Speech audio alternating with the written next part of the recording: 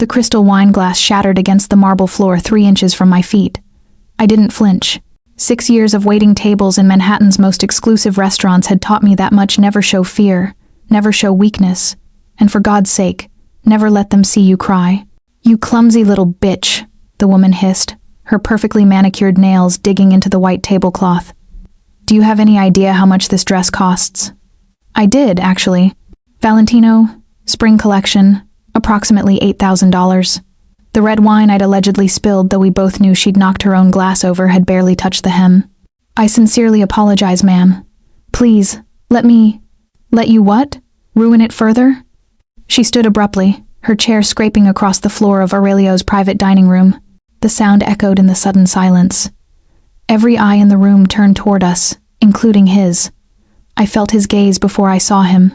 It was like standing too close to a fire, that prickle of heat that warns you to step back before you burn. He sat at the head of the table, perfectly still in his black suit, one hand resting casually beside his untouched bourbon. Dark hair swept back from a face that could have been carved from marble, all sharp angles and brutal beauty. But it was his eyes that stopped my heart. Cold, calculating, the kind of eyes that had watched men die and felt nothing. Dante Valentino, owner of Aurelio's, owner of half of Manhattan, if the rumors were true, and definitely owner of the woman currently making a scene. "Gabriella," he said quietly. Just her name, nothing more. But the woman froze mid-tirade. "Dante, darling, this incompetent girl. Sit down." 2 words, barely above a whisper, yet they carried the weight of a command that couldn't be disobeyed.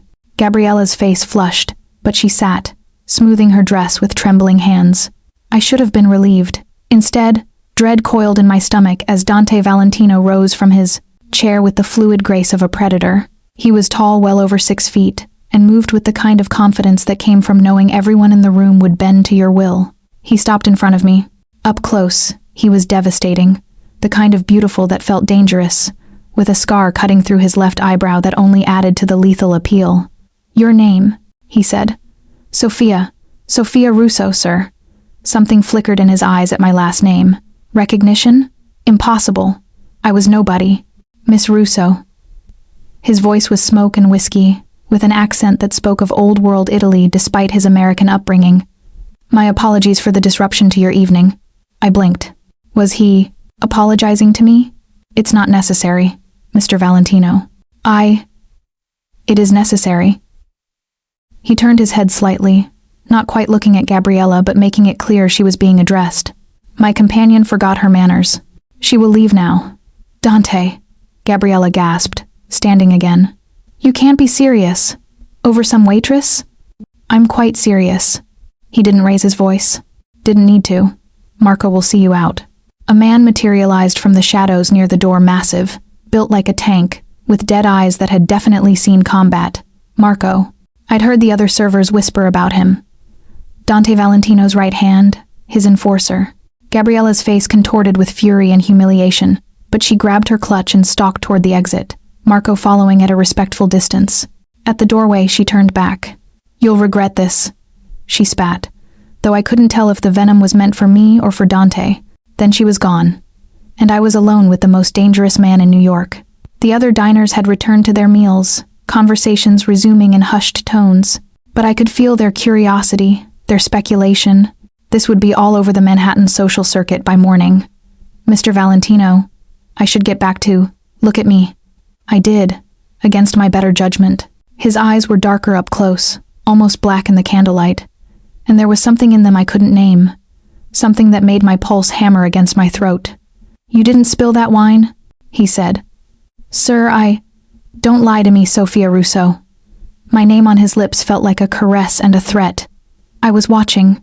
She knocked it over herself and blamed you." I said nothing. What could I say?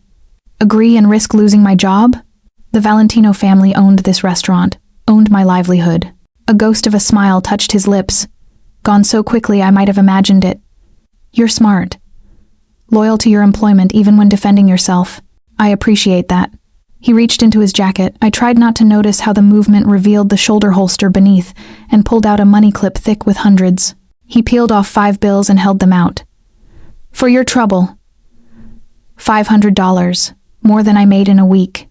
I can't accept that, sir. You can, and you will. He took my hand, his grip was warm, strong, completely engulfing mine, and pressed the bills into my palm.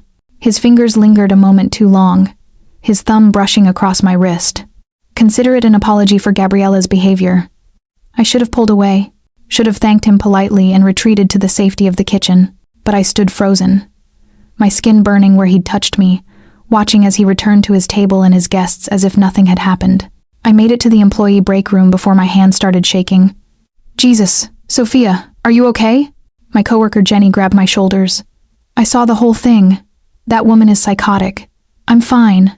I wasn't fine. I could still feel the weight of Dante Valentino's gaze, the warmth of his hand. Just rattled. Well, at least Mr. Valentino stood up for you. That's huge. He never gets involved in front of house drama. She paused. Also, he's insanely hot. Did you see those eyes? I had. I couldn't stop seeing them. I finished my shift in a daze, hyper-aware every time I passed through the private dining room that he was there. I felt him watching me twice more, though when I dared to glance his way, he seemed focused on his companions, powerful-looking men in expensive suits who spoke in low tones over cigars and brandy. This was his world. Power, money, danger dressed in Armani, and I wanted nothing to do with it. At 2 a.m., I finally clocked out and headed for the employee exit. The November air bit through my thin coat as I stepped into the alley. I'd walked this path 1,000 times, cutting through to the subway station 4 blocks away. I made it halfway before I heard the footsteps behind me. Fast, multiple sets. My heart kicked into overdrive as I spun around. 3 men. Not Dante's men. I'd seen enough of his security to recognize the difference. These men were rough, hungry-looking, with the kind of desperation that made people dangerous. "Pretty lady, walking alone?" the one in front said, his smile revealing yellowed teeth. "Not safe, this time of night." I backed up, hand diving into my purse for my pepper spray. "Stay back. Or what?" He laughed, and the others spread out, flanking me. "We just want to talk. Maybe see what you got in that purse." My fingers closed around the spray canister. I raised it, thumb on the trigger. "I'm warning you." The gunshot cracked through the night. I screamed, stumbling backward as the man in front collapsed, blood blooming across his chest. The other 2 froze, then turned to run. 2 more shots rang out, precise, controlled, and they went down like puppets with cut strings. I couldn't breathe, couldn't think, couldn't process what I'd just witnessed. A figure emerged from the shadows at the mouth of the alley. Tall, broad-shouldered, moving with that same predatory grace. Dante Valentino stepped into the dim streetlight, a gun held loosely in his right hand. He looked at the bodies with the same detached interest. Someone might give roadkill. Then his eyes found mine. "Are you hurt?" I shook my head, unable to speak. My entire body was trembling now, shock crashing over me in waves. He holstered the gun so casual, like he did this every night, and closed the distance between us. "Sophia, look at me." I did. Those dark eyes held mine, steady and strangely calm. "You're safe now," he said. "I promise you're safe." Then my knees gave out, and the last thing I remembered was his arms catching me as the world went black. I woke in silk sheets. For a disorienting moment, I thought I was dreaming. My apartment had a futon with a torn fitted sheet and a comforter from Target. These sheets felt like liquid against my skin, impossibly soft, the kind of luxury I'd only ever touched when making beds in the penthouses I'd cleaned during college. Then the previous night crashed back. The humiliation at Aurelio's, the alley, the gunshots, those men falling, blood spreading across concrete. Dante Valentino's arms catching me. I sat up too fast, head spinning, and took in my surroundings. Floor-to-ceiling windows overlooked Central Park, the morning sun painting the autumn trees in gold. The bedroom was massive, bigger than my entire apartment, decorated in shades of cream and gray with furniture that screamed quiet wealth. Modern art hung on the walls, pieces I vaguely recognized from my art history classes. I was still in my work clothes, though someone had removed my shoes and covered me with a cashmere throw. The door opened. I tensed, but it wasn't Dante. A woman in her 50s entered, carrying a breakfast tray, her expression kind but professional. "Good morning, Miss Russo. I'm Elena, Mr. Valentino's housekeeper. He asked me to bring you breakfast and inform you that he'll join you shortly."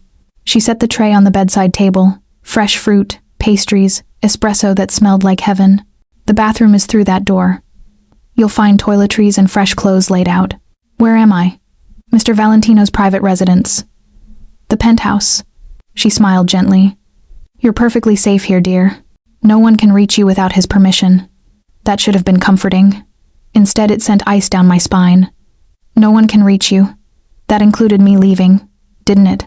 Elena left, and I forced myself to eat, my stomach churning with each bite. The espresso helped, grounding me with its bitter richness. Then I stumbled to the bathroom and nearly wept at the sight of the shower, a massive glass enclosure with multiple heads and what looked like Italian marble. 20 minutes later, I emerged clean and dressed in clothes that fit perfectly. Too perfectly. The black pants, cream silk blouse, and cashmere cardigan could have been tailored for me, which meant I had Elena take your measurements while you slept. I spun around. Dante Valentino stood in the bedroom doorway, dressed more casually than I'd seen him, dark jeans and a black Henley that hugged his frame and somehow made him look even more dangerous than the suit had. His hair was slightly damp, like he'd just showered. You undressed me? My voice came out sharper than intended. Elena undressed you. I don't make a habit of taking advantage of unconscious women. He moved into the room with that same fluid grace. How are you feeling? How am I feeling? I laughed, a brittle sound. I watched you kill 3 men last night. I know. No apology. No justification. Just acknowledgement. And then you brought me here. To your home. Yes. Why? He stopped a few feet away, close enough that I could see the gold flecks in his dark eyes, the faint shadow of stubble along his jaw. Because those men weren't random muggers, Sophia. They were sent. The room tilted. What? Gabriella. My former mistress. The word dripped with disdain. She has a vindictive streak and connections to people who don't mind getting their hands dirty. When I embarrassed her in front of New York's elite, she decided to send you a message. A message. I struggled to process this. She hired people to attack me because you kicked her out of a restaurant? She hired people to hurt you, yes. Possibly kill you. He said it so calmly, like discussing the weather. I couldn't allow that. So you killed them. Yes. And now I'm here. In your penthouse. Wearing clothes you bought me. Panic clawed at my throat. I need to go home. I have a shift tonight, and my roommate will be worried, and you can't go home. 4 words that changed everything. I stared at him. Excuse me? Gabriella knows where you live. I had Marco check your apartment an hour ago. 2 men were watching the building. He pulled out his phone, showed me a photo of my apartment entrance with 2 figures loitering near the corner. Until I handle this situation, you're not safe there. Handle it. My voice rose. What does that even mean? Are you going to kill her too? If necessary. The casual brutality of it stole my breath. This was who he really was. Not the smooth restaurant owner or the man who'd defended me. A killer. A criminal. A mafia boss. I'm calling the police, I said, reaching for my phone on the nightstand. His hand closed around my wrist, not painfully, but with enough pressure to stop me. And tell them what? That I saved your life? That you witnessed me defending you from armed attackers? His thumb traced small circles on my pulse point, a gesture that felt absurdly intimate. The police can't protect you from Gabriella's connections. I can. By keeping me prisoner? By keeping you alive. He released my wrist but didn't step back.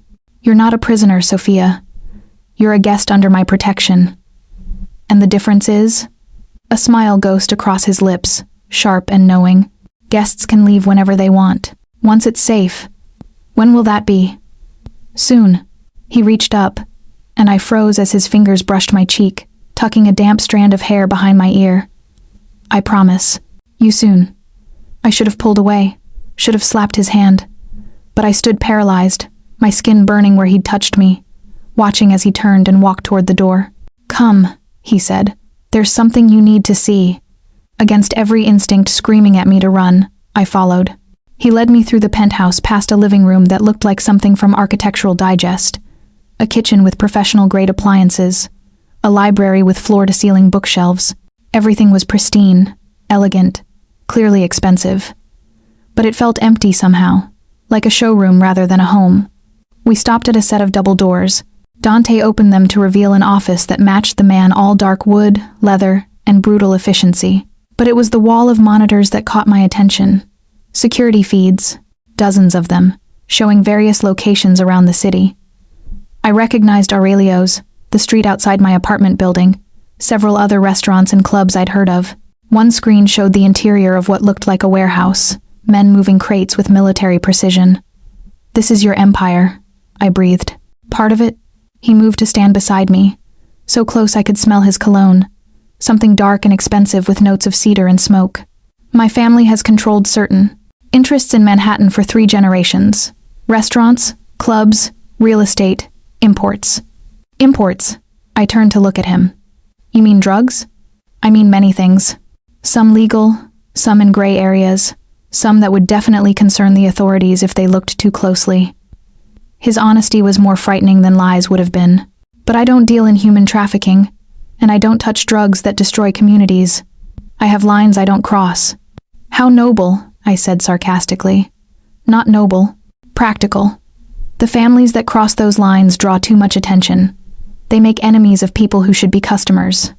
He gestured to the screens. "This is the world I'm offering to protect you from Gabriella's vendetta. The question is whether you'll accept." "I don't have a choice, do I?" "You always have a choice, Sophia." He turned to face me fully, and the intensity in his eyes made my breath catch. "But some choices have consequences you can't escape. If you walk out that door now, unprotected, you might make it a day. Maybe 2. Gabriella won't stop until she's satisfied her anger. And if you stay, I'll end this threat, permanently, and then you'll be free to go back to your life, knowing you're safe." He paused. "Or you could stay longer. Work for me." That caught me off guard. "Work for you? You're intelligent, educated, loyal under pressure. I could use someone like you in my organization. Legitimate side," he added, seeing my expression. "Restaurant management, event coordination, the businesses that keep everything else afloat. You're offering me a job. I'm offering you an opportunity. Better pay than waiting tables. Better protection than hoping the NYPD responds fast enough when Gabriella's men come calling." He stepped closer, crowding into my space in a way that should have felt threatening but instead made my pulse race for entirely different reasons. "I'm offering you a choice, Sophia Russo. Hide in fear, or step into power." I should have said no. Should have demanded he take me to the police, witness protection, anywhere but here in the orbit of a man who killed without hesitation. But standing there, surrounded by the evidence of his empire, feeling the heat of his body so close to mine, I realized something terrifying. I didn't want to say no. "I need time," I whispered. "You have until tonight." He lifted his hand again, and this time I didn't flinch, as his fingers traced my jaw. "Think carefully, Sophia. Some doors, once you step through them, don't open again." Then he left me alone in his office, surrounded by screens showing a world I'd never known existed. A world that was quickly becoming mine whether I wanted it or not. I spent the day exploring the penthouse like a caged animal pacing its enclosure. Elena checked on me periodically, bringing lunch an absurdly gourmet meal that would have cost $200 at Aurelio's, and asking if I needed anything. Each time I considered asking her to help me leave, the words died in my throat. Because where would I go? Back to my apartment where men were watching? To my parents in Connecticut who could barely afford their mortgage, let alone protection from a vengeful socialite with mob connections? No. Dante had trapped me as effectively as if he'd locked the door. The realization should have terrified me. Instead, I felt something closer to resignation. Or maybe curiosity. Because I'd spent 6 years serving people like Dante Valentino, the powerful, the wealthy, the dangerous, and I'd always wondered what it felt like to be on their side of the table. Now I might find out. As sunset painted the windows gold, I found myself drawn back to the library. The collection was impressive. Leather-bound classics mixed with modern thrillers, business texts, and surprisingly, poetry. I pulled down a worn copy of Neruda and had just settled into a leather armchair when I heard footsteps. Dante appeared in the doorway, still in the casual clothes from this morning, but somehow looking even more dangerous. Maybe it was the way his eyes found me immediately, dark and intense, like he'd known exactly where I'd be.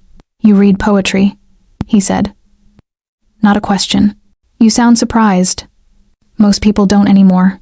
They're too busy with their phones, their constant noise." He moved into the room, and I tried not to notice how he moved all controlled power and predatory grace. "What do you think of Neruda?" "I think he understood that love and obsession are sometimes the same thing." I closed the book. That wanting someone can feel like drowning. Something flickered in his expression. He crossed to the bar, card in the corner, poured 2 glasses of wine without asking if I wanted one, and brought them over. He handed me one and settled into the chair across from mine. Tell me about yourself, Sophia Russo. Why? Because you're in my home. Under my protection. I make it a policy to know the people I'm responsible for. I'm not one of your soldiers. No, he agreed, a ghost of a smile touching his lips. You're something else entirely. The way he said it made warmth pool low in my stomach. I took a sip of wine to cover my reaction. It was incredible, probably older than I was. There's not much to tell, I said finally. I grew up in Connecticut, working-class family, got a scholarship to NYU, graduated with a degree in art history that turned out to be useless for actual employment. I've been waiting tables ever since, trying to figure out what I'm supposed to do with my life. And what do you want to do? No one had asked me that in years. My parents wanted me to get a stable job with benefits. My ex-boyfriend had wanted me to move to LA and support his acting career. My roommate just wanted me to pay rent on time. I want to matter, I said quietly. I want to build something that lasts. Something that's mine. Dante was silent for a long moment, studying me with those dark eyes. Then he leaned forward, elbows on his knees. Close enough that I could see the scar through his eyebrow was old, well-healed. Do you know what I see when I look at you, Sophia? I shook my head, not trusting my voice. I see someone who's been underestimated her entire life. Someone who's learned to make herself small, invisible, because it's safer that way. His voice was low, intimate. But last night, when Gabriella humiliated you in front of Manhattan's elite, you didn't cry. You didn't crumble. You stood there with your spine straight and your head high, and I thought there's fire in this one. Hidden, but there. You don't know me. No, he agreed. But I want to. The honesty in his voice did something to me. Cracked something open in my chest that I'd kept carefully locked. Why? I whispered. Why do you care about some random waitress? Because you're not random. He set down his wine and leaned back, but his eyes never left mine. I had Marco look into your background. Don't look at me like that, I told you. I protect what's mine. Do you know what he found? Dread coiled in my stomach. What? Your father is Antonio Russo. He used to do bookkeeping for the Marchetti family 20 years ago. Small-time work, nothing major. But he saw something he shouldn't have, and instead of going to the police or trying to blackmail them, he quit, moved his family to Connecticut, took a job as an accountant for a small firm, and never looked back. I'd gone cold. How do you know that? Because my father was the one who let him walk away. Antonio Russo was smart, loyal to a point, and knew when to disappear. My father respected that. Dante's expression was unreadable. Which means you're not just a waitress, Sophia. You're the daughter of a man who understood this world and chose to protect his family from it. Until now, I said bitterly. Until you dragged me into it. I didn't drag you. Gabriella did. He stood, crossed to my chair, and I tilted my head back to maintain eye contact as he loomed over me. But I'm offering you the choice. Your father never got to step into this world willingly, with full knowledge of what it means, and carve out power for yourself, instead of running from it. And if I choose to run, then I'll protect you until you're safe, and I'll never contact you again. He reached down, his fingers grazing my cheek in a touch so gentle it made my chest ache. But I don't think you want to run, Sophia. I think you're tired of being invisible. He was right. God help me, he was right. I need air, I said, standing abruptly. My chest brushed against his. He was so close. Too close, and I saw his pupils dilate. Please, I feel like I can't breathe in here. For a moment, I thought he'd refuse. Then he nodded. The terrace. Come. He led me through the penthouse to a door I hadn't noticed, which opened onto a massive terrace overlooking Central Park. The November air was cold but crisp, clearing the fog from my head. The city sprawled below us, millions of lights twinkling in the gathering dark. This is what power looks like, Dante said, coming to stand beside me at the railing. From up here, everything seems small, manageable. Except it's not, I said. It's chaos and violence and people like Gabriella who hire men to hurt women over bruised egos. Yes, he didn't deny it. It's also opportunity, Sophia. The chance to shape that chaos instead of being shaped by it. I turned to look at him. The wind ruffled his dark hair, and in the low light, he looked almost human, almost vulnerable. Why did you really bring me here? I asked. And don't tell me it's just about protection. You could have put me in a safe house with guards. You didn't have to bring me to your home. His jaw tightened. For a long moment, he said nothing, just stared out at the city. Then, because when Gabriella was screaming at you, and you stood there taking it without breaking, something in me recognized something in you. He turned to face me fully. I've spent my entire life surrounded by people who want something from me. Power, money, protection, access. But you looked at me like I was just a man. Not a monster, not a king, just a man. You killed 3 people in front of me. To protect you. Is that supposed to make it romantic? But even as I said it, something in me responded to the dark truth of it. He'd killed for me. A man I barely knew had ended 3 lives without hesitation because I was in danger. No, he said quietly. It's supposed to make you understand that I don't let anything happen to what's mine. And from the moment I saw you standing in that dining room with broken glass at your feet and fire in your eyes, I knew you were going to be mine. I should have been horrified. Should have recognized the possessiveness for the red flag it was. Instead, my breath caught, and warmth flooded through me. I haven't agreed to anything. I managed. Not yet. He stepped closer, and I found myself backed against the railing, the cold metal pressing into my lower back. His hands came up to cage me in, gripping the railing on either side of my hips. But you will, Sophia. Because I see the way you look at me, like you're terrified and fascinated at the same time. You're imagining things. Am I? He leaned in, his lips a breath from my ear. Your pulse is racing.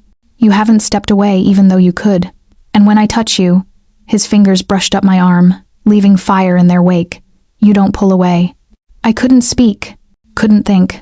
My entire world had narrowed to the heat of his body, the cedar and smoke scent of him, the way his breath ghosted across my neck.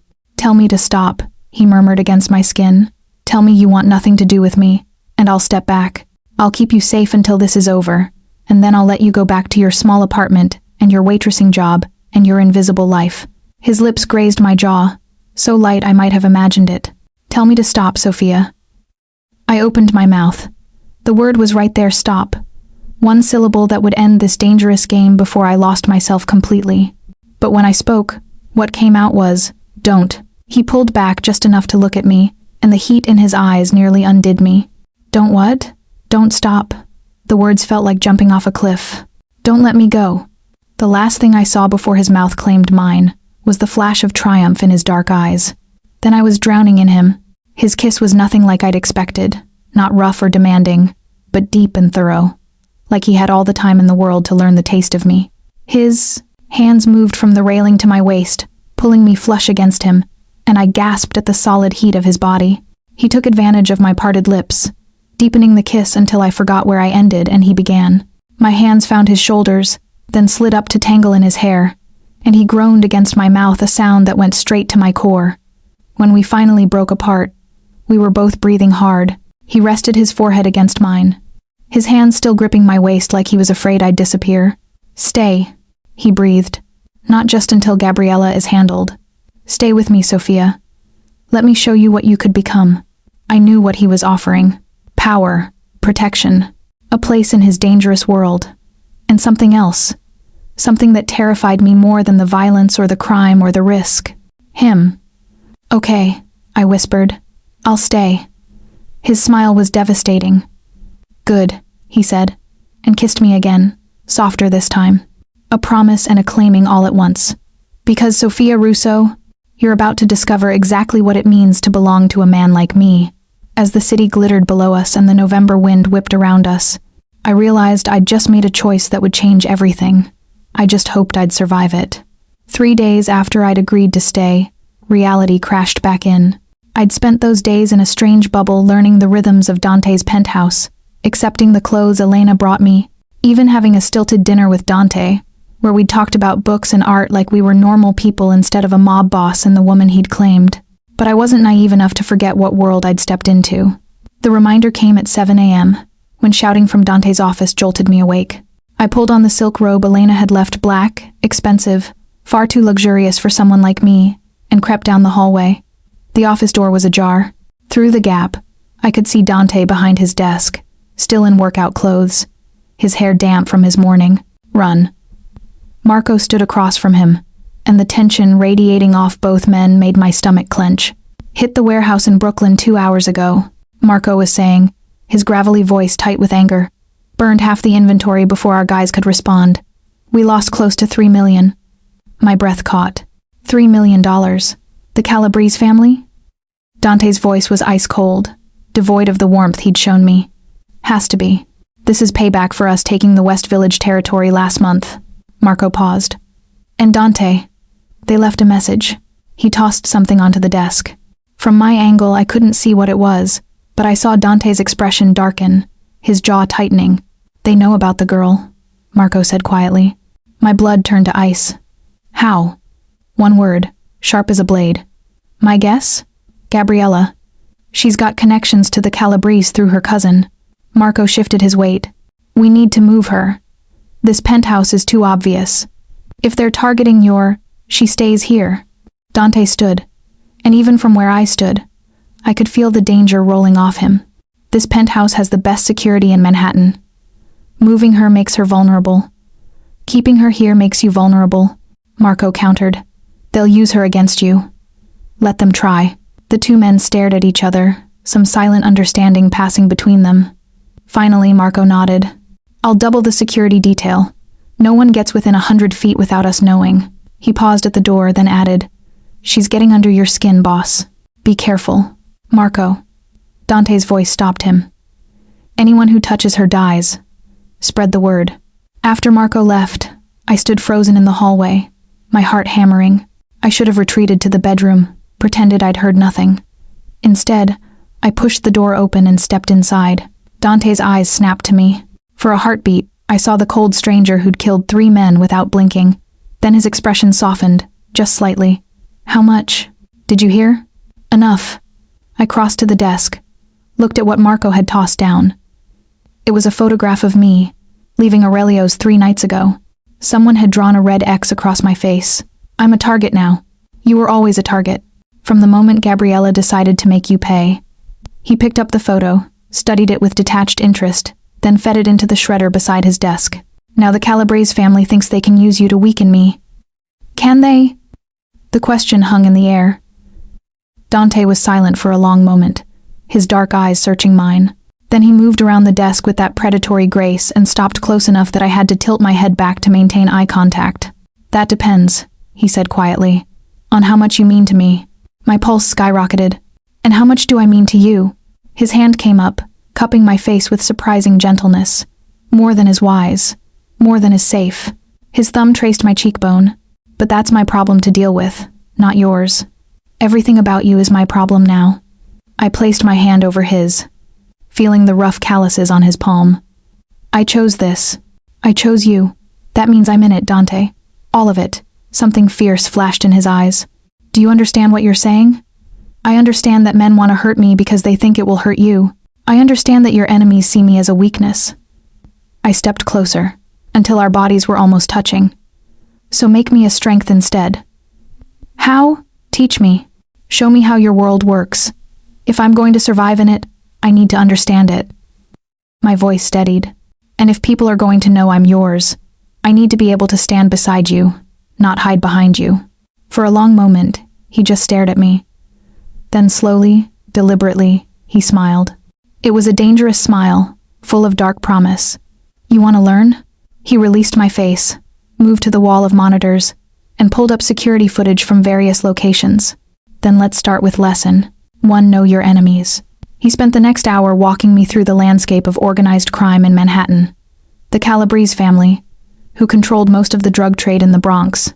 The Chen Syndicate, who ran gambling operations in Chinatown. The Russians, the Irish, the smaller crews all vying for territory and respect. "We maintain power through reputation and strategic alliances," Dante explained, pointing to a map of the city divided into colored zones. "The Valentino family controls legitimate businesses, restaurants, real estate, construction. We launder money through legal channels, invest in the city's growth. But we also have our hands in imports, protection, information." "Information," I repeated. "Knowledge is the real currency." He pulled up files on various city officials, police officers, judges. We know who's taking bribes, who has vices they want hidden, who needs money for their campaigns. We help them, and they look the other way when necessary. It should have horrified me. Instead, I found myself fascinated by the intricate web of power and corruption. "And the Calabrese?" I asked. "Why target you now?" "Because I'm expanding, taking territory that used to be theirs. They see me as a threat." He closed the files, turned to face me. "They're not wrong. In 5 years, I plan to control everything south of Harlem. Anyone who stands in my way will be eliminated." The casual brutality of it still made me flinch. "You mean killed? I mean removed from power. Sometimes that's death.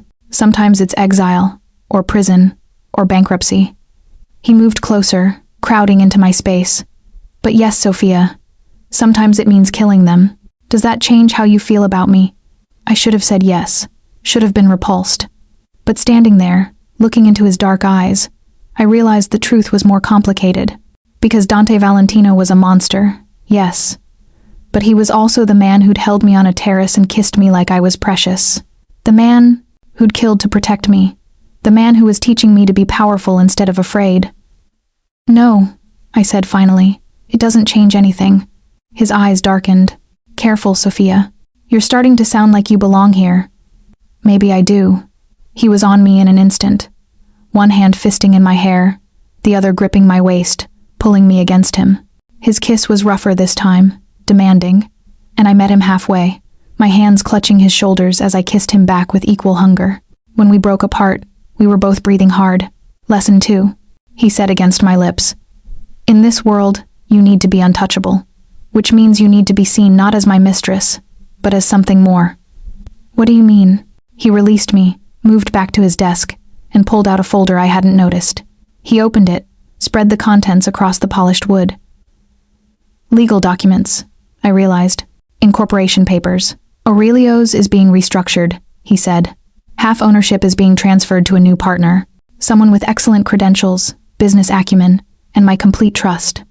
My heart stuttered. "You're making me co-owner of your restaurant?"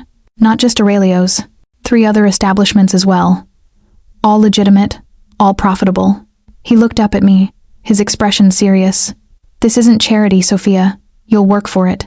Learn the business, manage operations, prove you're more than just the woman in my bed." "The woman in my bed." Heat flooded through me at the implication. "Why?" I managed. "Because if you're a legitimate businesswoman, a partner in my ventures, you become harder to touch. The Calabrese can't target you without risking exposure. Attacking a restaurant owner is different than attacking a mistress." He paused. "And because I meant what I said about wanting to see what you could become. This is your chance to build something that matters. Something that's yours." I stared at the documents, my head spinning. Yesterday I'd been a waitress wondering how to make rent. Now Dante was handing me ownership of establishments worth millions. What's the catch? "The catch is that you'll be irrevocably tied to me. To my family, my business, my world." His eyes held mine. "Walk away now. And you can still have a normal life. Sign those papers, and you're mine completely. There's no going back." My hand trembled as I reached for the pen. "Sophia." His voice stopped me. "Think carefully." I did. I thought about my cramped apartment, my degree gathering dust, the years of being invisible. I thought about the way Dante looked at me like I was powerful, precious, worth protecting. I thought about the fire I'd felt on that terrace when he'd kissed me and told me I could be more than I'd ever imagined. I thought about the danger, the violence, the darkness I'd be embracing. Then I picked up the pen and signed my name on every document. Dante's smile was slow, dangerous, and full of promise. "Welcome to the family, Sophia Russo," he said, and kissed me like he'd just won a war. Outside the windows, the city sparkled in the morning light, beautiful and treacherous. My city now, our city. The next week passed in a blur of legal meetings, business consultations, and intense education in how to run a high-end restaurant empire. Dante hadn't been kidding about making me work for it. He had me meeting with managers, reviewing financial statements, learning inventory systems, and memorizing the intricate network of suppliers and staff. But the nights were something else entirely. We existed in this strange tension, orbiting each other like binary stars. He'd touch my hand during dinner, let his fingers linger at the small of my back when we passed in the hallway, kiss me goodnight at my bedroom door with a restraint that felt like torture. He was waiting for something. I just didn't know what. The answer came on Friday night. "There's an event tonight," Dante said over breakfast. "A charity gala at the Metropolitan Museum. All of Manhattan's elite will be there, including the Calabrese family." I set down my espresso. "You want to parade me in front of your enemies? I want to introduce my new business partner to society." His eyes held mine. "And I want to send a message that you're untouchable, that you're under my protection and part of my legitimate operations. What if Gabriella is there? She will be, which is why this is important." He stood, came around the table and pulled me to my feet. "Tonight, you're not the waitress she humiliated. You're Sophia Russo, co-owner of 4 successful restaurants and a force to be reckoned with. I don't have anything to wear to a gala." His smile was slow, dangerous. "Come with me." He led me to a room I hadn't entered before. When he opened the door, I gasped. It was a closet, but calling it that felt like calling the Sistine Chapel a painted ceiling. The space was massive, with floor-to-ceiling shelves holding shoes, bags, and accessories. Racks of designer clothes lined the walls, everything organized by color and type. "This is yours," Dante said. "Elena had everything delivered yesterday based on your measurements and style preferences." I moved deeper into the space, running my fingers over silk, cashmere, leather, Dior, Valentino, Chanel. Months of my salary hung on these racks. "Dante, this is too much. This is necessary." He came up behind me, his hands settling on my hips. "You need to look the part if you're going to play it." I turned in his arms. "And what part is that?" "Queen," he said simply. His hands slid up my sides, dangerously close to where my breath was already quickening. "My queen." Before I could respond, he released me and moved to one of the racks. He pulled out a gown that made my breath catch midnight blue silk that would cling to every curve, with a neckline that dipped daringly low and a slit up the thigh. "This one," he said. "I want to see you in this. It's beautiful. You'll be devastating." He hung it on a hook by the door. "Elena will help you get ready. We leave at 7. Then he was gone, leaving me alone with thousands of dollars of couture and a racing heart. 6 hours later, I stared at my reflection and barely recognized myself. Elena had worked magic. My dark hair was swept up in an elegant twist, a few carefully crafted tendrils framing my face. My makeup was dramatic but sophisticated, smoky eyes, sharp cheekbones, red lips, diamond earrings borrowed from Dante's family vault, Elena had said glittered at my ears. But it was the dress that transformed me. The silk clung to my curves like it had been painted on, the neckline revealing just enough to tantalize without being vulgar. The slit showed a dangerous amount of leg with every step. I looked powerful, dangerous, beautiful. I looked like I belonged to Dante Valentino. "He's waiting," Elena said with an approving smile, handing me a black clutch and a fur wrap. I found him in the living room, and my breath stopped. Dante in a suit was devastating. Dante in a tuxedo was lethal. The black fabric was perfectly tailored to his broad shoulders, the white shirt crisp against his olive skin. His dark hair was styled back, emphasizing the sharp angles of his face and that scar through his eyebrow. He looked like sin personified. When he saw me, he went completely still. His eyes tracked over me slowly, deliberately, setting fire to every inch of skin they touched. When his gaze finally met mine, the heat in it nearly brought me to my knees. "Sophia," he said, his voice rough. "You look devastating?" I supplied, echoing his earlier word. "Dangerous." He closed the distance between us, and I could see the control he was exercising in the tension of his jaw, the way his hands flexed at his sides. "You look like you could bring kingdoms to their knees." "Or mafia bosses?" His smile was sharp, predatory, especially those. He reached into his jacket and pulled out a velvet box. My heart stuttered. "This was my grandmother's," he said, opening it to reveal a necklace that made the borrowed earrings look like costume jewelry. Sapphires and diamonds set in platinum, the stones the same midnight blue as my dress. She wore it when my grandfather claimed his place as head of the family. "It's tradition for the patriarchs." He paused, choosing his words carefully. "Chosen woman to wear it at important events." "Dante, I can't." "You can. You will." He moved behind me, and I felt the cold weight of the stones settle against my collarbone, his fingers brushing my neck as he fastened the clasp. In the mirror across the room, we looked like something out of a magazine. Powerful, dangerous, matched. His lips ghosted across the exposed skin of my shoulder. sending shivers down my spine. "Tonight," he murmured against my skin, "the whole city will know you're mine." The Metropolitan Museum of Art was transformed into something out of a fairy tale. The great hall glittered with chandeliers and candlelight, the creamstone walls hung with priceless art. Manhattan's elite filled the space in designer gowns and tailored tuxedos, champagne flowing freely as a string quartet played Vivaldi. Dante kept me close, his hand possessive at the small of my back as we moved through the crowd. I felt every eye on us, heard the whispers that followed in our wake. "Is that Dante Valentino's new woman? I heard she's his business partner now, co-owner of Aurelio's. Where did she come from? I've never seen her before. Gorgeous, whoever she is. Look at that necklace. That's the Valentino sapphire. He must be serious about her." Dante introduced me to dozens of people, restaurateurs, real estate moguls, city councilmen, even a senator. Each time, he presented me as his partner, his voice carrying a subtle emphasis that made it clear I wasn't just a business associate.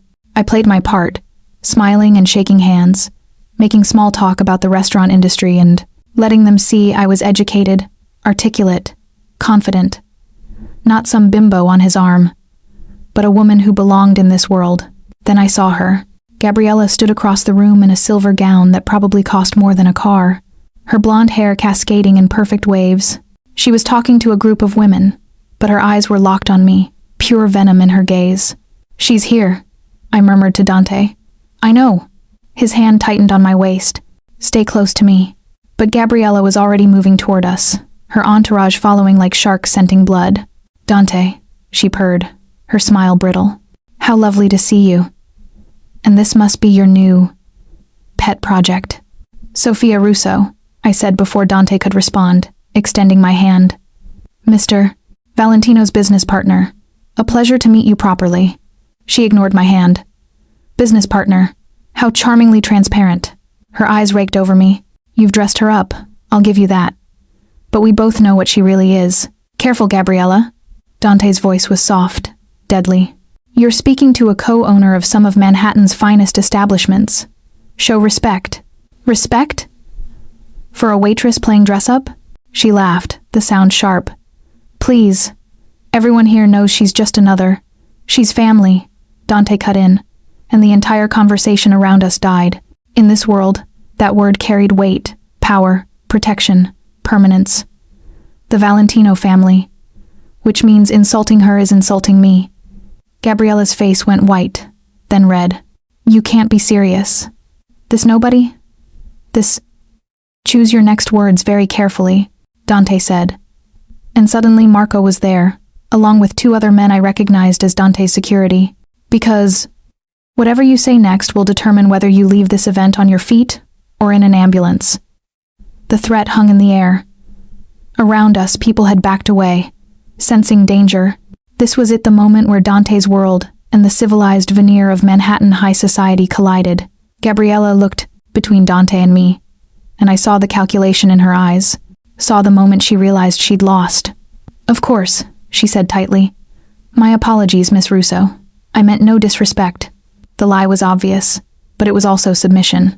In front of witnesses, she'd backed down. "Accepted," I said, my voice steady despite my racing heart. "Perhaps we can discuss it further when you've had less champagne." Her eyes flashed with fury, but she spun on her heel and stalked away, her entourage scattering. Dante leaned down, his lips brushing my ear.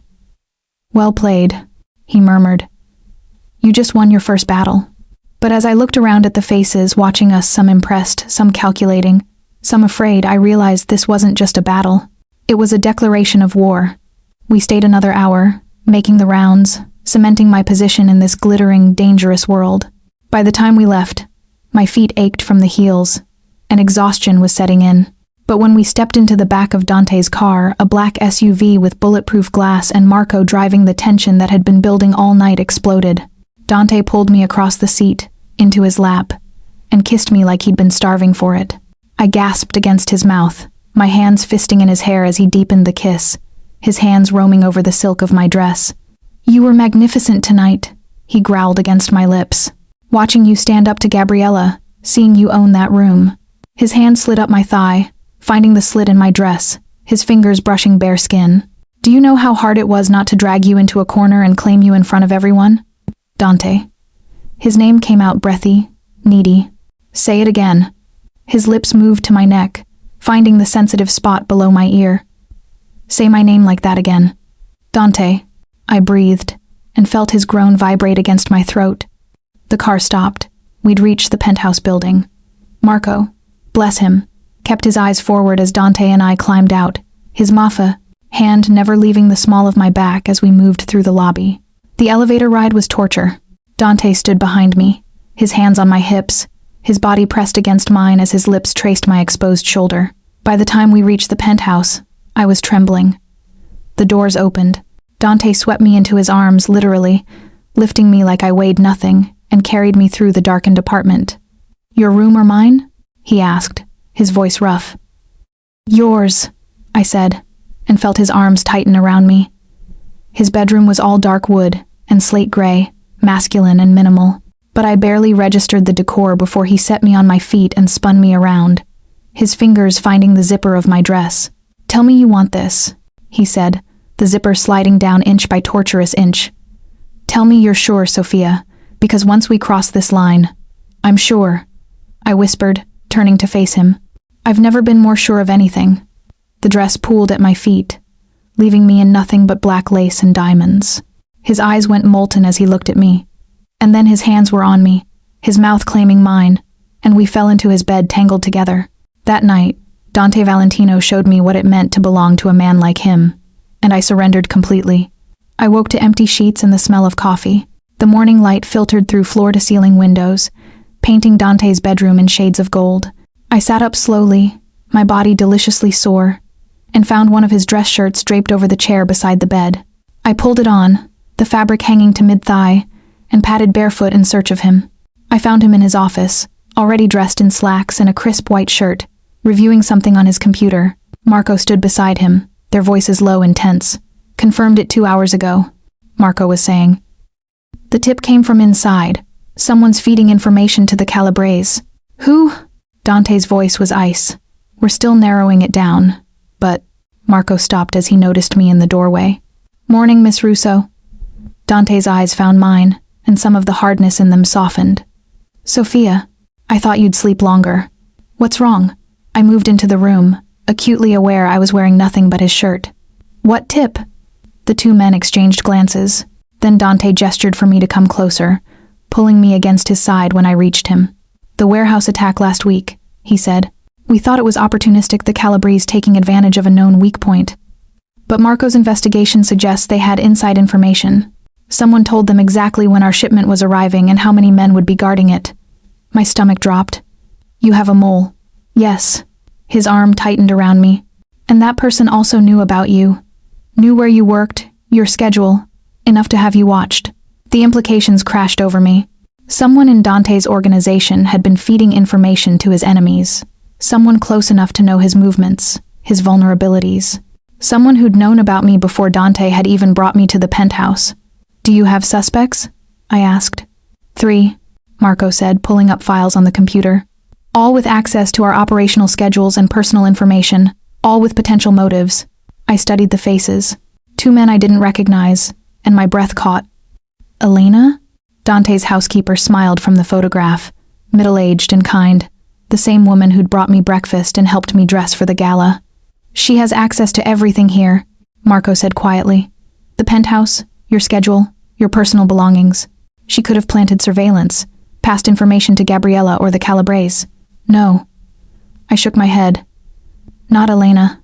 She's been nothing but kind to me. Which could be part of her cover, Dante said, though he sounded uncertain. People show you what they want you to see, Sophia. I don't believe it. But even as I said it, doubt crept in. How well did I really know Elena? We'd had pleasant conversations, but she'd also been there for every private moment, every vulnerable second. She dressed me for the gala, helped me choose what to wear, seen the way Dante looked at me. Where is she now? I asked. Her apartment in Queens, Marco said. We have eyes on all 3 suspects until we know for sure. Dante was silent for a long moment, studying the screen.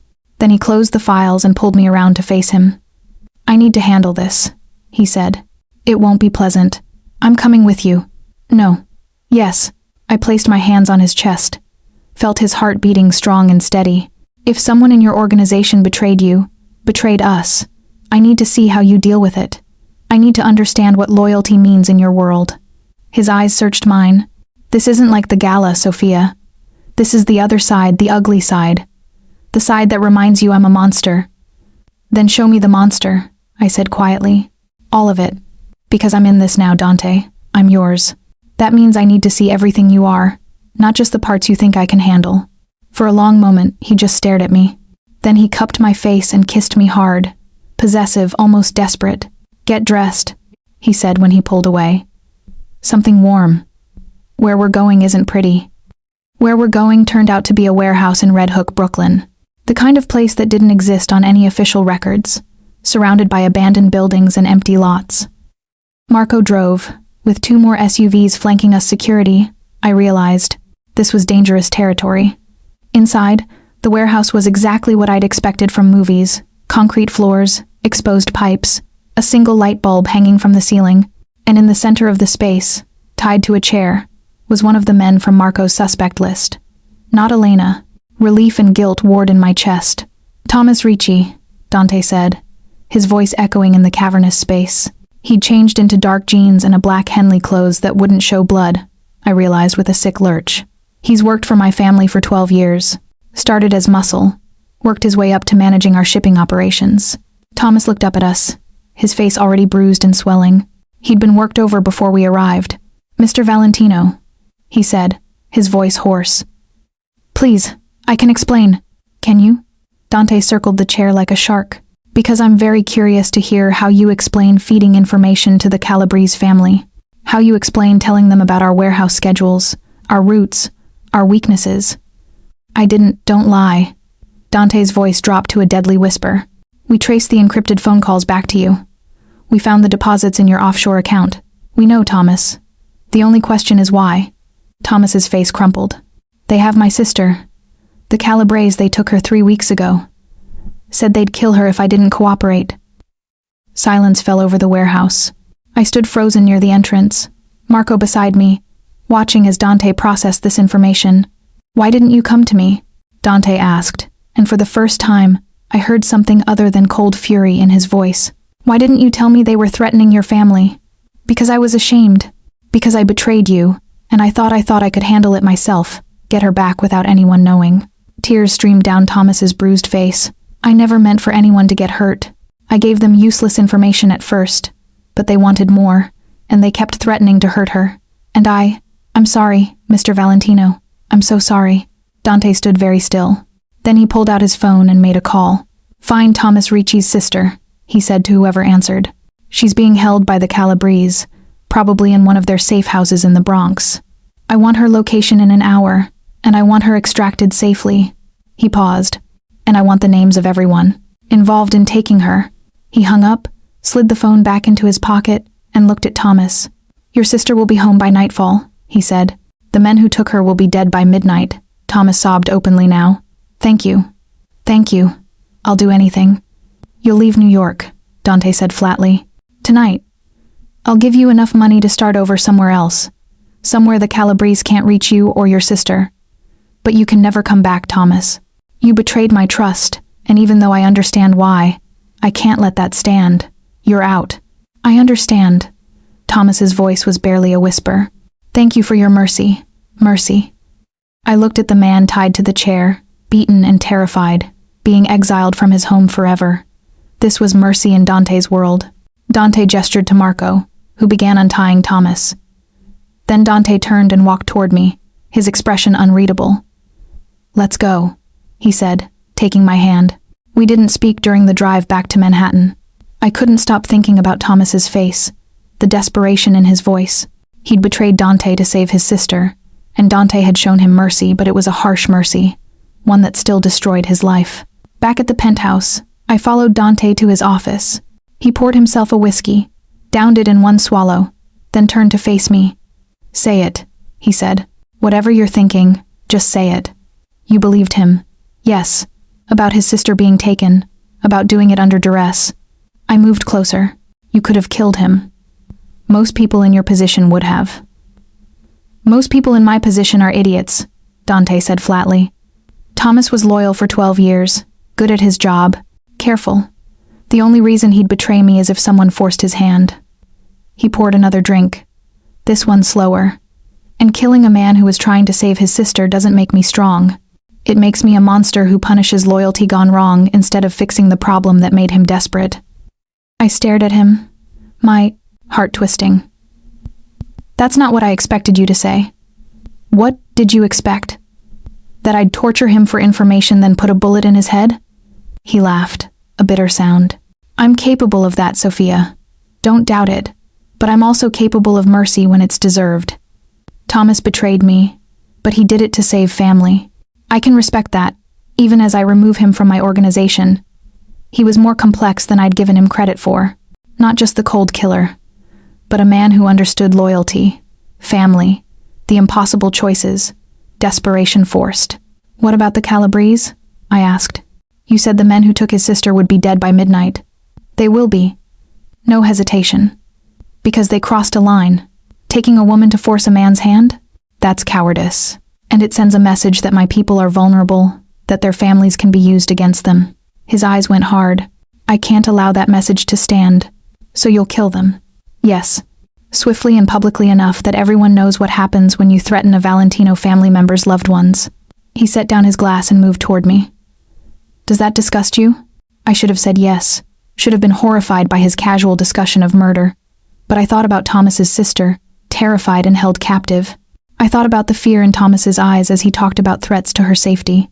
And I thought about Dante's expression when he'd ordered her rescue, not cold, not ruthless, but angry on behalf of someone who'd been wronged. No, I said quietly. It doesn't disgust me. It should, but it doesn't. His eyes flashed. You're adapting faster than I expected. Or maybe I'm broken now. I laughed, but there was no humor in it. A month ago, I would have been horrified. Now I'm standing here understanding why you're going to kill people and not feeling guilty about it. You're not broken. He closed the distance between us, his hands cupping my face. You're learning that morality isn't black and white, that sometimes violence is the only language people understand, that protecting what's yours requires being willing to do terrible things. His thumb traced my lower lip, and despite everything the warehouse, Thomas's tears, the casual discussion of murder heat pooled low in my stomach. What else did you learn today? He asked, his voice dropping to that rough timbre that made my knees weak. That mercy in your world still has teeth, I said. That you're more principled than I expected. That you value loyalty even when it's complicated. And that I'm falling for you. The admission left me in a rush. Which is insane, because you're a criminal and a killer and you've pulled me into a world I don't fully understand. But I can't help it, Dante. I see the way you protect your people, the way you showed Thomas mercy, the way you look at me like I'm the only thing that matters. And I'm falling, and I don't know how to stop. His expression shifted, something raw and vulnerable breaking through the controlled exterior. Good, he said roughly. Because I fell weeks ago, Sophia. The moment I saw you standing in that dining room with broken glass at your feet and fire in your eyes. I knew then you were going to destroy me, and I didn't care. Then his mouth was on mine, desperate and claiming, and I surrendered to the kiss, to him, to this dangerous love that would probably kill us both. But as his hands moved over me and he lifted me onto his desk, scattering papers, all I could think was that I'd finally found where I belonged, in the arms of a monster who'd become my salvation. 3 days after Thomas Ricci was exiled, the Calabrese family retaliated. It started with a fire at one of our restaurants, not Aurelio's, but a smaller bistro in the West Village. No casualties, thanks to the security Dante had installed, but the message was clear. They weren't backing down. Then came the threats. Anonymous calls to our suppliers, warning them that working with the Valentino family would have consequences. 2 of our vendors dropped us within hours. And finally, the personal attack. Someone leaked photos to the gossip blogs of me leaving Dante's penthouse in the early morning, with headlines speculating about the Mafia king's new mistress and questioning my sudden rise to restaurant co-owner. I was at Aurelio's, reviewing inventory with the head chef, when Dante called. Come home, he said without preamble. Now. The urgency in his voice made my blood run cold. What happened? The Calabrese just made their move. Marco's on his way to get you. The line went dead. 10 minutes later, I was in the back of the SUV, Marco driving with grim determination, while 2 more vehicles flanked us. We didn't head to the penthouse. Instead, we drove to that same warehouse in Red Hook. My stomach twisted. Whatever was happening, it was serious enough that Dante wanted me to witness it. Inside, the scene was controlled chaos.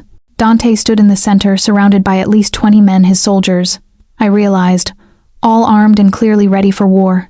The table in front of him held weapons, maps of the city, and surveillance photos. His eyes found mine the moment I entered. "Sophia, come here." I crossed to him, acutely aware of every eye tracking my movement. These men knew who I was. Dante's woman, his partner. They were judging whether I belonged in this room, in this moment. Dante pulled me against his side, his arm around my waist, a clear claim. 3 hours ago, he said, addressing the room, the Calabrese family attacked one of our shipments at the docks. They killed 2 of our men and stole $500,000 in merchandise. His voice was ice. This is a direct challenge to our territory and our authority. They're testing us, seeing if we'll respond with strength or weakness. "What's the plan, boss?" one of the men asked. "We hit them back twice as hard." Dante gestured to the map. "They have a gambling operation in the Bronx that brings in $2 million a month. We're going to burn it to the ground tonight." A murmur of approval ran through the men. "But that's just the opening move," Dante continued.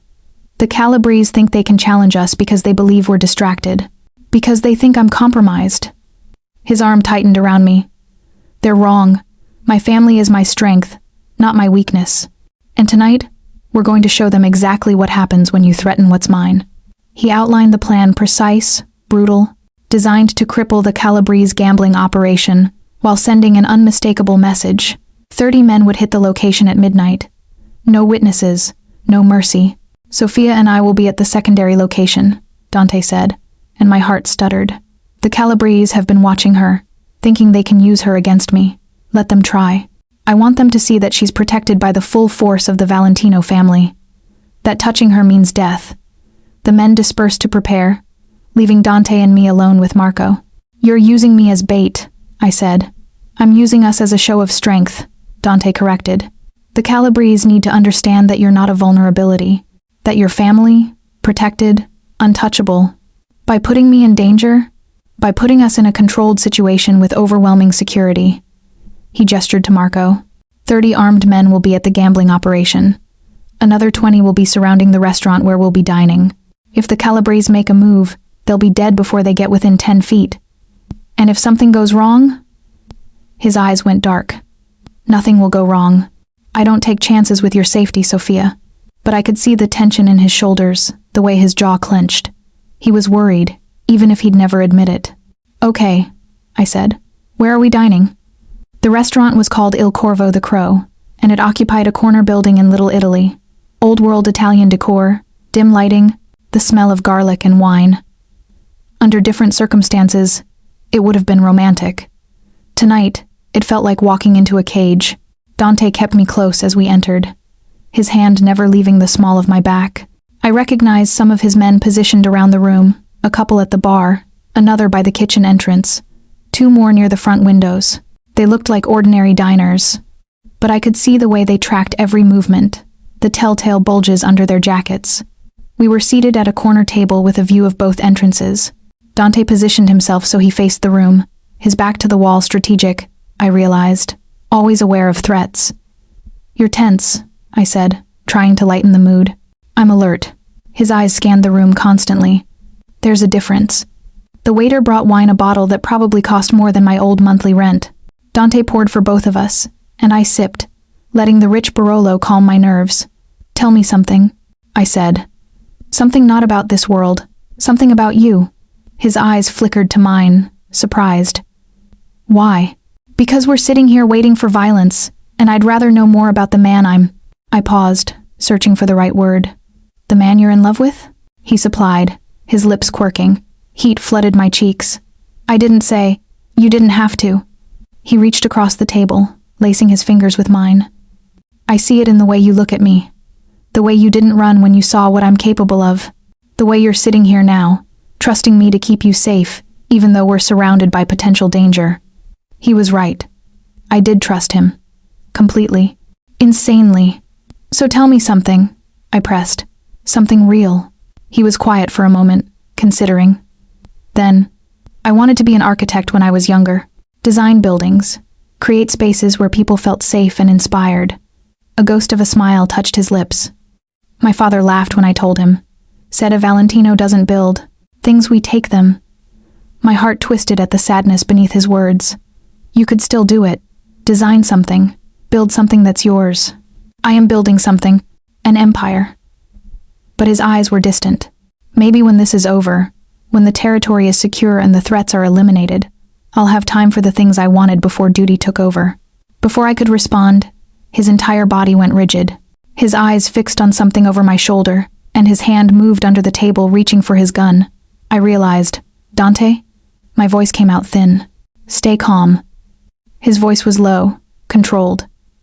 In 3 seconds, I'm going to pull you under the table. When I do, stay down and don't move until I tell you. Terror spiked through me. What? 3. His eyes flicked to Marco across the room. 2. The front window exploded in a shower of glass. Dante launched out of his chair, pulling me down with him as gunfire erupted. I hit the floor hard, his body covering mine, sheltering me as chaos exploded around us. Screams, more gunfire, the deafening crack of pistols, and the rapid staccato of something automatic. I pressed my face against the floor, Dante's weight pinning me, his heart hammering against my back. Stay down, he growled in my ear. Then he was moving, rolling off me, his gun drawn and returning fire.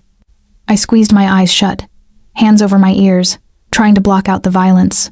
But I could hear everything, the shouted orders, the breaking glass, the wet thud of bullets finding flesh. It felt like hours, but was probably seconds. Then Dante's hands were on me, pulling me up, checking me for injuries. Are you hurt? Sophia, look at me. Are you hurt? I shook my head, unable to speak.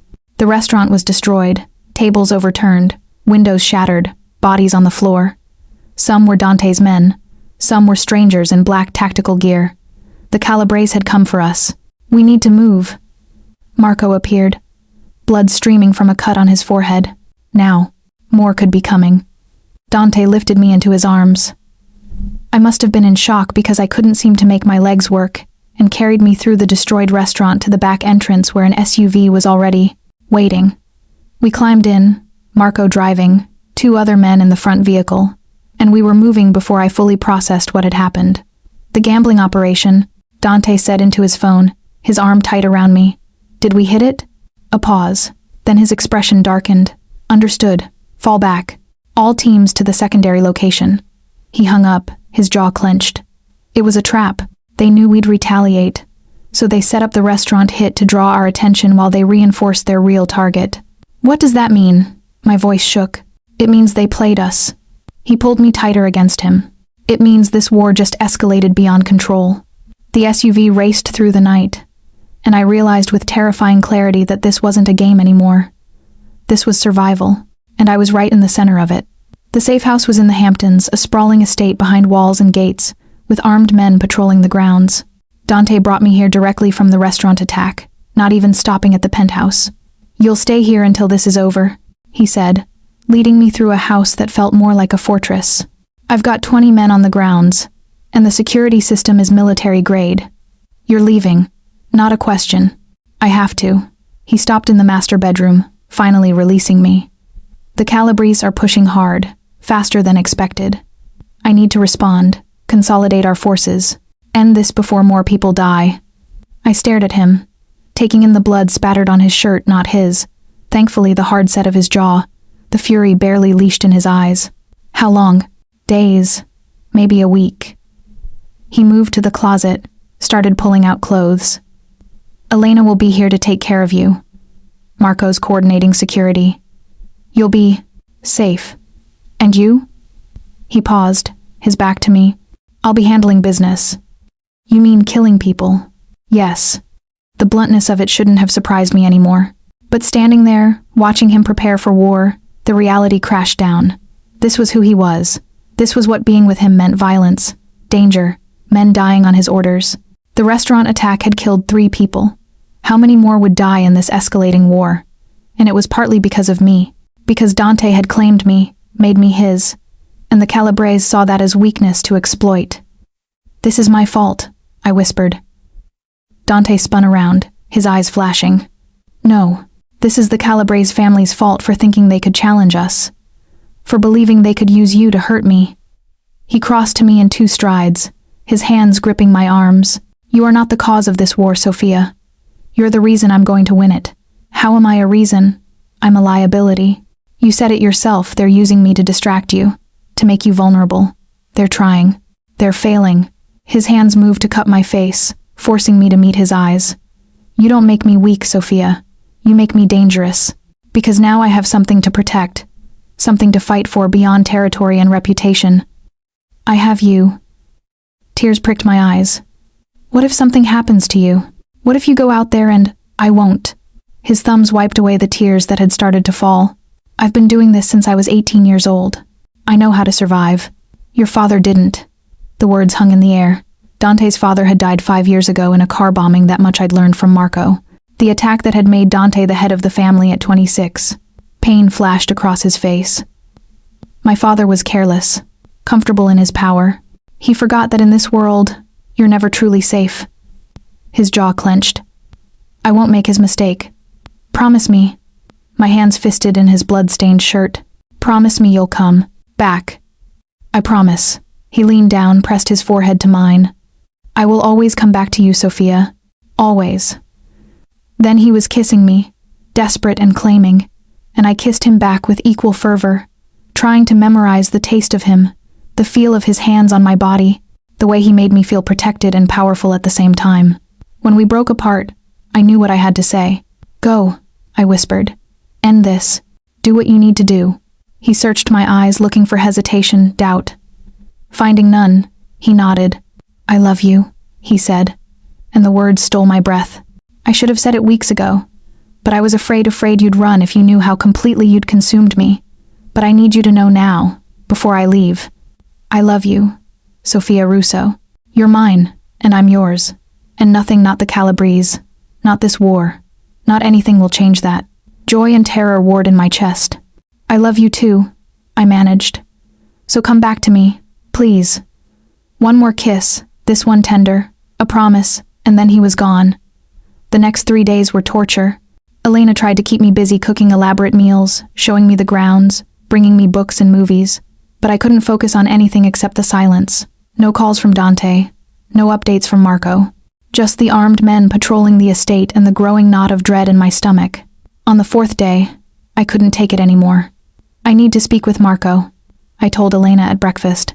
He's coordinating security, dear. He can't be disturbed. Then disturb him. My voice came out sharper than intended. I'm not some damsel to be locked away, Elena. I'm part of this family, and I deserve to know what's happening. Elena studied me for a long moment. Then she nodded and pulled out her phone. 20 minutes later, Marco appeared in the library where I'd been pretending to read. Miss Russo.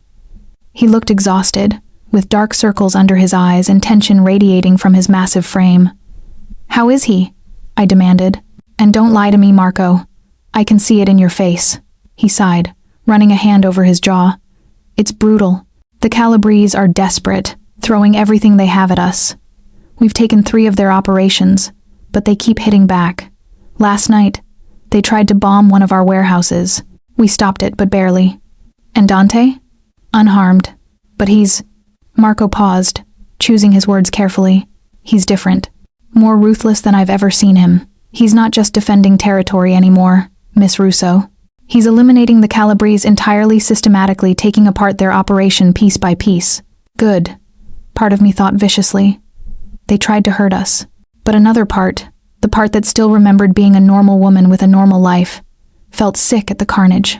I want to see him, I said. That's not possible. He ordered me to keep you here, protected. I don't care what he ordered. I stood, moving to stand directly in front of Marco. I am his partner, his woman, his family, and I will not sit here safe and comfortable while he's out there fighting a war partly because of me. Take me to him, Marco. Now. Marco stared at me. Then, surprisingly, he smiled. He was right about you, he said. Said you had fire. Okay, Miss Russo, get dressed. We leave in 10 minutes. They'd set up operations in an abandoned factory in Queens' temporary headquarters for the duration of the war. When Marco led me inside, I was shocked by what I saw. Dozens of men filled the space, all armed, all focused on various tasks. Computers and monitors covered one wall, showing security feeds and tactical maps. Weapons were stacked on tables. Medical supplies occupied another corner, a makeshift infirmary with 2 men being treated for injuries. This was a war room, a command center, and in the middle of it all stood Dante. He was bent over a table with 3 other men, pointing at a map and giving orders in rapid Italian. He'd lost weight. I realized his face was harder, leaner, and there was blood on his knuckles. His shirt was rumpled, like he'd slept in it. Dark stubble covered his jaw. He looked dangerous, lethal, every inch the Mafia king. Then he sensed my presence and looked up. Our eyes met across the room, and everything else fell away. Sophia, he straightened, shock and anger warring on his face. What are you doing here? Marco, I told you, she insisted. Marco said calmly. And she's right, boss. She's family. She deserves to be here. Dante's jaw clenched. Then he stalked toward me, grabbed my arm not painfully, but firmly, and pulled me into a side office. You shouldn't be here, he said the moment the door closed. It's not safe. If the Calabrese already tried to kill me once, I cut in. At the restaurant, remember? I'm already a target, Dante. Hiding in the Hamptons doesn't change that. It keeps you alive. So does being with you. With your army. With people who can actually protect me instead of just hoping the Calabrese don't find me. I moved closer, placed my hands on his chest. I am not some fragile thing to be locked away. I chose this world. I chose you. That means I stand beside you, not behind you. His hands came up to cover mine, and I felt them trembling slightly. I can't lose you, he said, his voice raw. If something happened to you because of this war, because I brought you into my life, then we'll die together. I said it calmly, meaning every word. But I won't die without you, Dante. And I won't live without you either. So whatever comes next, we face it together. He stared at me for a long moment. Then he pulled me against him, burying his face in my hair, his arms wrapped around me so tightly I could barely breathe. You're insane, he murmured against my neck. Completely insane for staying with me. Probably. I held him just as tightly. But I'm yours, remember? He pulled back just enough to kiss me deep and desperate and full of promises. When we broke apart, some of the tension had left his shoulders. Okay, he said. You can stay. But you follow my orders exactly. You don't leave my sight. And if I tell you to run, you run. Understood? Understood. His smile was brief but genuine. Come on. I'll show you what we're up against. He led me back to the main room and spent the next hour explaining the situation. The Calabrese were cornered, desperate, but that made them dangerous. They'd lost most of their operations, but they still had men loyal enough to die fighting. Tonight, we end it, Dante said, pointing to a location on the map, a compound in the Bronx. Their leadership is holed up here with their remaining soldiers. We hit them hard, eliminate their command structure, and this war is over. How many men? One of his lieutenants asked. They have maybe 30 defending. We'll bring 60. Dante's eyes were cold. Overwhelming force. No survivors. No survivors. I swallowed hard, but I didn't object. This was his world. His way. The room buzzed with activity as preparations began. Dante kept me close, occasionally squeezing my hand as if to reassure himself I was really there. As night fell and the men prepared to move out, Dante pulled me aside one last time. Last chance, he said quietly. I can still have Marco take you back to the safe house. No. I cupped his face, feeling the rough stubble beneath my palms. We're in this together, remember? His eyes softened. I remember. He kissed me softly, tenderly. I love you, Sophia Russo. I love you too. I kissed him back. Now let's end this war and go home. He smiled a real smile, the kind that transformed his harsh features into something beautiful. Home, he echoed. I like the sound of that. Then we climbed into the SUV with Marco and 20 armed men and headed toward the final battle. The Calabrese compound looked like a fortress, high walls, reinforced gates, guards visible on the roof with assault rifles. But Dante had planned for this. 2 teams, he said into his radio.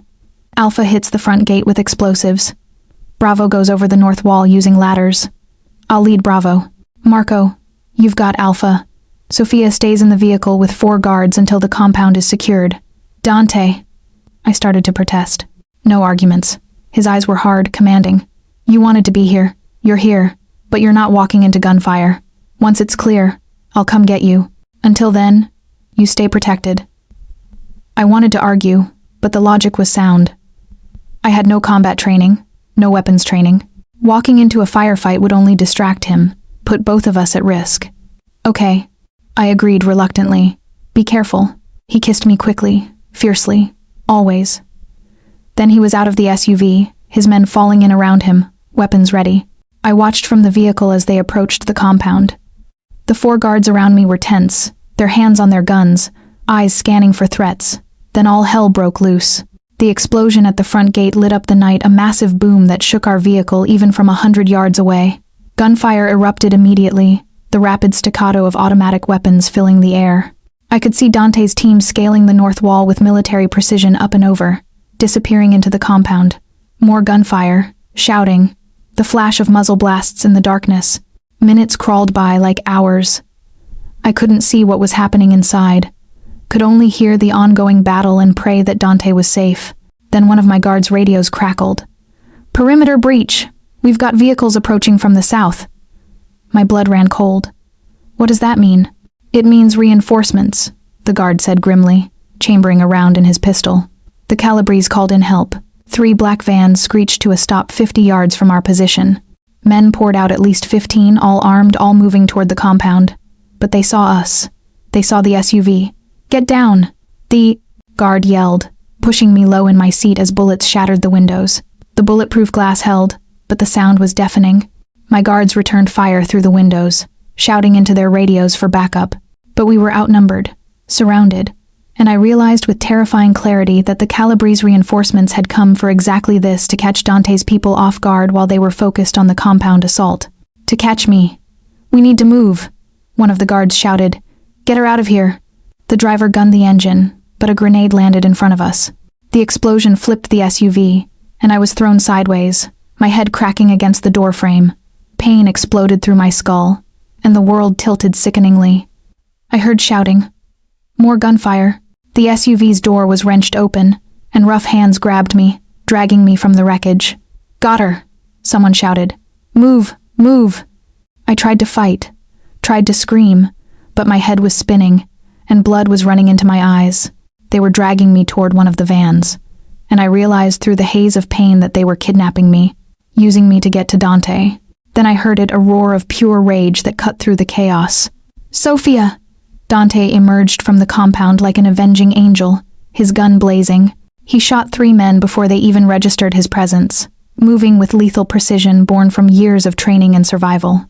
The men holding me tried to use me as a shield, but Dante didn't slow. He fired a shot that took down the man on my left, then closed the distance and went hand to hand with the one on my right. It was brutal, efficient. Within seconds, the man was on the ground, dead, and Dante was pulling me against him. I've got you, he breathed against my hair. I've got you. You're safe. But we weren't safe. More Calabrese soldiers were converging, and though Dante's men were fighting them off, we were still outnumbered. Fall back, Marco's voice came through the radio. Everyone fall back to secondary position. Dante lifted me into his arms. I still couldn't walk, my head pounding, and ran. His men formed a protective circle around us, returning fire as we retreated to another SUV that Marco had brought around. We piled in, Dante cradling me in his lap, and Marco floored it, tires screeching as we sped away from the compound. The assault? Dante demanded, still holding me tight. Successful. We eliminated their leadership. But those reinforcements? Marco shook his head. They weren't Calabrese. They were Russians. The Calabrese must have called in a favor. Russians. Dante's voice was deadly calm. They just made a very costly mistake. We drove to another safe house. This one in New Jersey, further from immediate danger. Once inside, Dante carried me to a bedroom and gently laid me on the bed. I'm okay, I said, though my head was still spinning. Just got knocked around. You're bleeding. His hands were remarkably gentle as he inspected the cut on my forehead. Elena, the housekeeper, appeared with a first aid kit, and between her and Dante, they cleaned and bandaged my wound. Nothing serious, a concussion at worst. the cut shallow enough not to need stitches, but Dante looked shaken in a way I'd never seen before. "This is over," he said once Elena left. "Tonight, I'm calling every ally I have, cashing in every favor. The Calabrese family ends tonight, and any Russians stupid enough to side with them go down too." "Dante, no." He cupped my face, his hands trembling. "They came for you, Sophia. They tried to take you. If I'd been 30 seconds slower..." His voice broke. "I can't. I won't risk you again." "Then don't," I said firmly. "End this war. Do what you have to do. And then we can finally live without looking over our shoulders." His eyes searched mine. Then he nodded, kissed me softly, and stood. "Stay here. Rest. Marco will guard you personally." He moved toward the door, already pulling out. His phone. "I'll be back by dawn." With this finished. "Dante." He stopped, looked back. "I love you." His smile was fierce, dangerous. "I love you too. Which is why no one who threatened you will see sunrise." Then he was gone, and I was left alone with my racing heart and the knowledge that tonight, Dante Valentino would become the undisputed king of Manhattan's underworld, and I would be his queen. Dawn broke over the Manhattan skyline in shades of gold and rose. I stood on the balcony of the New Jersey safe house, wrapped in a blanket, watching the sun rise over the city we'd fought so hard to claim. Behind me, I heard the door open. Dante. He looked exhausted, his clothes torn and bloody, dirt smudging his face, dark circles under his eyes. But he was alive, whole. "It's over," he said, his voice hoarse. "The Calabrese family is finished. Their leadership is dead. Their operations are being absorbed by our allies, the Russians who helped them." His jaw clenched. "Let's just say they won't be interfering in Manhattan again." Relief flooded through me so intensely my knees weakened. Dante was beside me in an instant, his arms wrapping around me from behind, holding me up. "How many?" I asked quietly. 37 dead on their side. "We lost 8 men." His voice was heavy with the weight of those losses. Good men, loyal men, but they knew what they signed up for. We stood in silence, watching the sunrise paint the city in gold. Our city now, bought with blood and violence, but ours. "What happens now?" I asked. "Now?" He turned me in his arms to face him. "Now we consolidate power, rebuild, make sure everyone understands that the Valentino family is not to be challenged." He paused. "And I keep my promise to you." "What promise?" "To give you a life, a real life, not just survival." He brushed my hair back from my face, his touch infinitely gentle despite the blood on his hands. "You wanted to build something that matters, something that's yours. So we're going to expand not just restaurants but hotels, galleries, legitimate businesses that will carry your name as much as mine." My heart stuttered. "Dante, I mean it, Sophia. You're not just my partner in name. You're my equal, my queen." His dark eyes held mine. "I want to give you everything. Power, security, a future where you don't have to be afraid." "I'm not afraid," I said honestly. "Not anymore. Not when I'm with you." His smile was slow, devastating. "Good, because I have one more thing to give you." He released me long enough to pull a small box from his jacket pocket. My breath caught as he opened it to reveal a ring. An oval sapphire surrounded by diamonds, the blue stone matching the necklace I'd worn to the gala. "This was my grandmother's engagement ring," Dante said, his voice steady despite the vulnerability in his eyes. "In my family, it goes to the woman the patriarch chooses to stand beside him, the woman he trusts with his life, his empire, his heart." He dropped to one knee, and tears sprang to my eyes. "Sophia Russo, you came into my world by accident but stayed by choice. You've seen the monster I am and loved me anyway. You've proven your strength, your loyalty, your fire. And I want to spend the rest of my life building an empire with you, not just of territory and power, but of family, legacy, and love." His hand trembled slightly as he held up the ring. "Will you marry me?" I should have thought about it, should have considered the dangers, the complications, the reality of being married to a man whose hands were stained with blood. But looking down at him, this powerful, dangerous, complex man who'd killed for me, protected me, loved me, I knew there was only one answer. "Yes," I breathed. "Yes, Dante. I'll marry you." His smile was blinding as he slid the ring onto my finger. Then he stood and kissed me deep and claiming and full of promises for the future we'd fought so hard to reach. When we broke apart, the sun had fully risen, bathing us both in golden light. "Come on," he said, lacing his fingers with mine. "Let's go home." 6 months later. The opening night of the Russo Gallery was everything I'd dreamed of and more. The space was stunning, a converted warehouse in Soho with soaring ceilings, white walls, and carefully curated art from emerging artists I'd personally selected. Manhattan's elite filled the room, champagne flowing, conversations humming with energy. But the best part was standing there with Dante beside me, his hand at the small of my back, introducing me not as his mistress or even his wife, but as the owner and curator of one of the city's most exciting new art venues. "You've done incredible work here," a gallery owner from Chelsea said to me. "The Caravaggio influence in that landscape series? Brilliant." "Thank you," I said, genuinely pleased. "I wanted to showcase artists who understand light and shadow, the way beauty exists alongside darkness." Dante's hand squeezed my waist gently. I glanced up at him, and the pride in his eyes made my heart swell. This was our life now. Legitimate business during the day, with my gallery joining his restaurant empire. Whispered meetings and strategic decisions at night, managing the less legal aspects of the Valentino family operations. It was a duality I'd learned to navigate, accepting that power and respectability could coexist if you were careful enough. And Dante had been true to his word. My name was on everything, the restaurants, the gallery, even the charitable foundation we'd established to provide scholarships for art students. I wasn't just the Mafia king's wife. I was a force in my own right. "Sophia." Elena appeared, beaming. "There's someone asking about the sculpture in the corner. I think they want to make an offer." "I'll be right there." I turned to Dante. "Go mingle. Show the city that the Valentino family appreciates fine art." His smile was warm. "As you wish, Mrs. Valentino." Mrs. Valentino. The name still sent a thrill through me.